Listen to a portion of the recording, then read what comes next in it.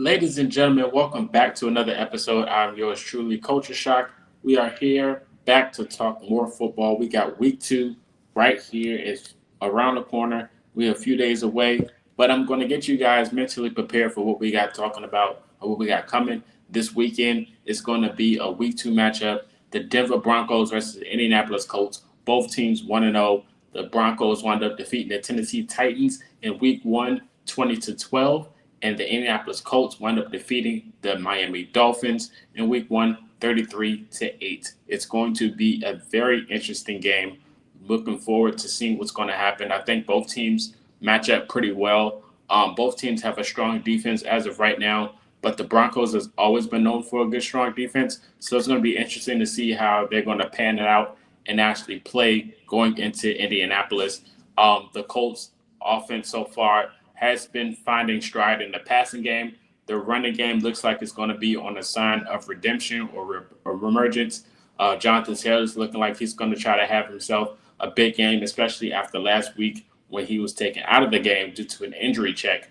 But it looks like he's available this week, so that's no question in mind. But the Colts will be without Liatu Latu this week and Tre'Davious Ward, two key players, big names on the Colts defense that's going to be missing this week. But that's a sign for the Colts secondary to step up to make a play, and as well the pass rush for the Indianapolis Colts, who happen to have one of the deepest rooms in the NFL, in my opinion. They have a lot of players on that line that can rotate and actually be key pieces going into this week. And as of last week, the Indianapolis Colts defensive line played pretty well. So it's going to be interesting to see how they play against the Denver Broncos. These guys did meet last year, and the Broncos wound up being favorites for that matchup. It was a pretty ugly game, in my opinion, and we hope we don't get that again this week. Now, of course, going into this matchup, the Denver Broncos last week, they had a pretty good defensive showing going up against Cam Ward, the number one pick in the NFL draft. And the defense is what we expected them to be. They're always causing havoc, especially scheme-wise. The pressures is always there. So it's going to be interesting to see what they're going to throw at Daniel Jones. Now, as of last week, Daniel Jones did have himself a good game reading defenses and getting the ball out pretty quickly to hit his targets. And it's going to be interesting to see how he tends to this different type of pressure coming from Denver, who has a way better defensive line and secondary unit, in my opinion. This is still week two. It's still early. It's still time to adjust. So anything can happen in this game. We just won't overreact, whether it's good or bad, because it's still early. So, like I said, the Denver Broncos going into their offensive side, Bo Nix had some very gutsy plays last week that could have pretty much sold them out of opportunities, but it's still early. Bo Nix did pretty good, winning that position for Denver, and I think he's going to be the guy for them moving forward. And looking at their efficiencies on third down, they were pretty much almost 40%, I would say, on third down, 6 for 15, and they were 0 for 2 on fourth down going for it. But like I said, the Denver Broncos defense pretty much got in the backfield a lot, so the Denver Broncos pretty much took advantage of that. Now, with that being said, Bo Nix did have 2 interceptions. The run game was pretty much subpar, and we know the Titans are pretty good at run defense, and we are Colts fans, so we know that already.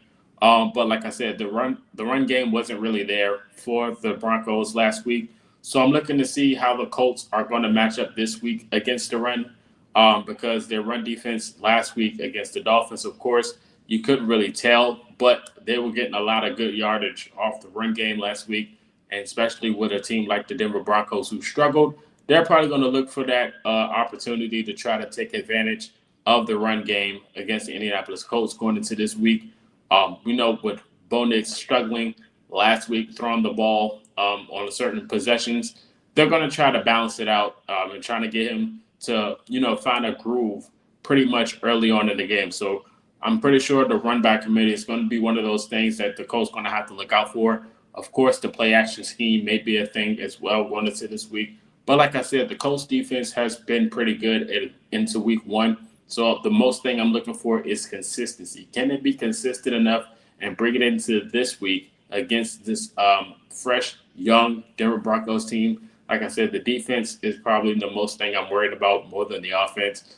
We know what we're going to get out of the offensive side in the pass game. It's just up to seeing if the Colts can be consistent enough. I'm looking for another Cam Bynum interception this week. I'm not going to lie. The interception for Cam Bynum this week is definitely on my bingo card. The pressure that they can put on Bo Nix, he can be elusive and escape the pocket. So that's something to look out for, especially going into this week, because you don't want to underestimate Bo Nix on his legs. He can move out the pocket and make something happen, but you have to get him off his feet and get him out of the pocket. So throwing on the run is not something we want to see, but it's something we have to see. We got to make it happen. We can't get him to be comfortable and make a quick read. So we got to make him uncomfortable. He's still young. The pressure could, drop something to make him, throw up a prayer or an interception, a turnover of sorts.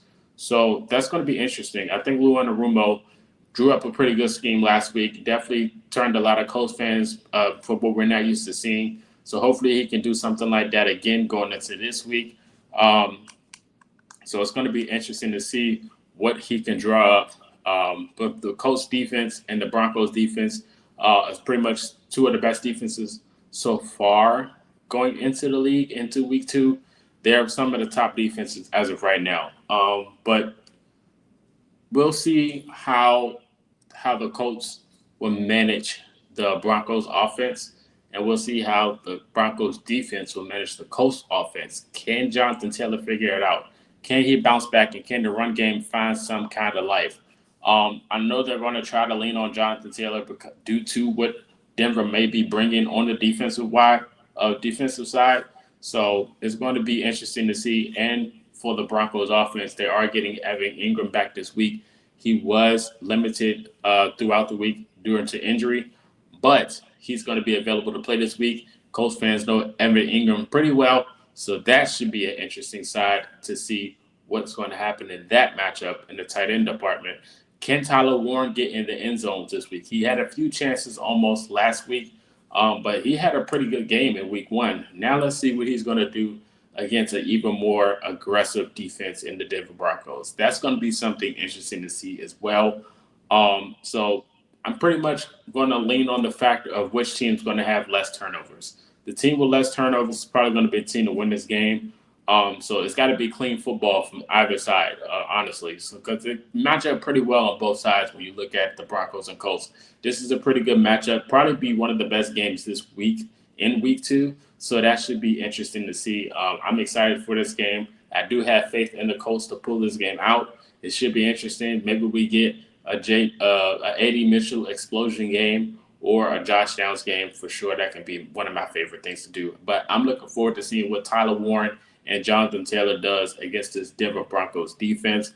You guys let me know your thoughts in the comment section, the score predictions, or who you think may win this game. Are you watching the game or will you be at the game? Let me know your thoughts. If you're a Broncos fan as well, let me know your thoughts in the comment section. This is Culture Shock, and until next time, you guys have a good one.